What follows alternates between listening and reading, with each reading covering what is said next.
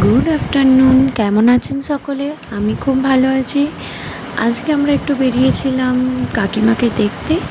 তো দেখতে গিয়ে এখানে আমি তিনটে জিনিস কিনে এনেছি, মানে দুটো জিনিস কিনে এনেছি। একটা হচ্ছে ড্র্যাগন আর দুটো হচ্ছে আলু বখরা। এই আলু বখরাটা আমি প্রথম ট্রাই করব এবং ড্রাগন ফলটাও আমি প্রথম ট্রাই করব। এটার দাম নিয়েছিল 50 টাকা, আর এই দুটো নিয়েছিল তোমার 30 টাকা। 30 টাকা। জানি না এটাকে দোকানদার বললো আলু বখরা, আসলে এটা কি আপনারা যদি জেনে থাকেন তাহলে জানাবেন।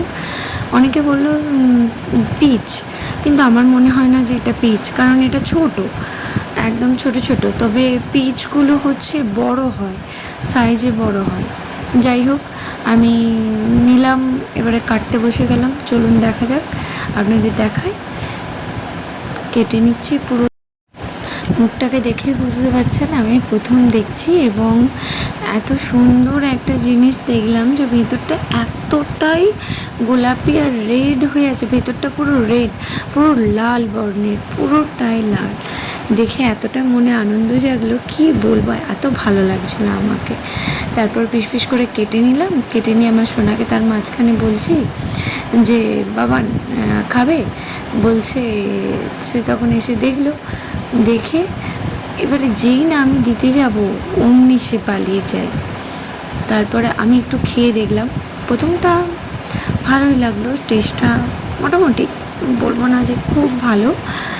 তবে খাওয়ার পরে না কেমন একটা ফিলিংস হচ্ছিলো, কেমন একটা বলবো, বীজটা যখনই না মুখে মিলিয়ে যাচ্ছিলো তখন একটা কেমন লাগছিলো। তারপর আমি আলু বখরাটা কেটে নিলাম। কেটে নিয়ে এবার আলু পকোড়াটা যেই না টেস্ট করলাম আমি, সত্যি বলতে এতটাই আমাকে ভালো লাগলো, টক টক মিষ্টি মিষ্টি, যেন একটা আলাদা রকমের স্বাদ, যেমন কামরাঙা হয় সেই রকম ঠিক স্বাদটা, দারুণ লেগেছিলো। যাই হোক, সত্যি বলতে আমাকে খুবই ভালো লেগেছে। আপনারাও ট্রাই করে দেখতে পারেন। আর আমার ভিডিওটা কেমন লাগলো জানাতে ভুলবেন না। আজকের মতো টাটা, বাই।